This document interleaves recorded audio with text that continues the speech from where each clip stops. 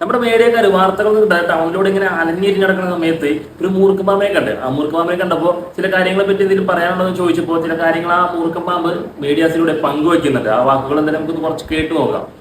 ഞാൻ ഈ കഞ്ചാവ് കേസിന് ശേഷമാണ് ഇങ്ങനൊരു കലാരൂപത്തെ പറ്റി അറിയണത്, ഇങ്ങനൊരു കലാകാരനെ പറ്റി അറിയണത്. സത്യം പറഞ്ഞാൽ എനിക്കറിയാൻ വയ്യായിരുന്നു ഇങ്ങനൊരു വ്യക്തി ഈ കേരളത്തിൽ ജീവിച്ചു പോകുന്നുണ്ട് എന്നുള്ളതോ, എൻ്റെ കുറവാവാം, ഇങ്ങനൊരു സംഗീത രൂപം ഉണ്ട് എന്നുള്ളതോ എനിക്കറിയില്ല.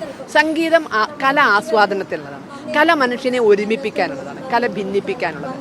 ഇവിടെ ശ്രീനാരായണ ഗുരുദേവനാണെങ്കിലും ചട്ടമ്പി സ്വാമിയാണെങ്കിലും തൈക്കാട് അയ്യാവാണെങ്കിലും മഹാത്മാ അയ്യങ്കാളിയാണെങ്കിലും പണ്ഡിറ്റ് കറുപ്പനാണെങ്കിലും എല്ലാവരെയും കോർത്തു പിടിച്ചുകൊണ്ടാണ് നവോത്ഥാനം നടപ്പിലാക്കിയത്.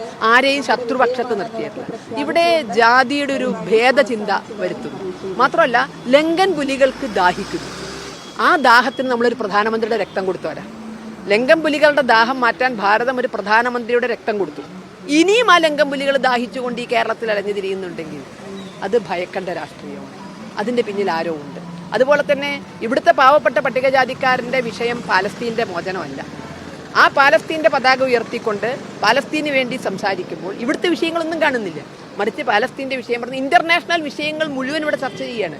അപ്പോൾ അതിൻ്റെ പിന്നിൽ ആരോ ഉണ്ട്.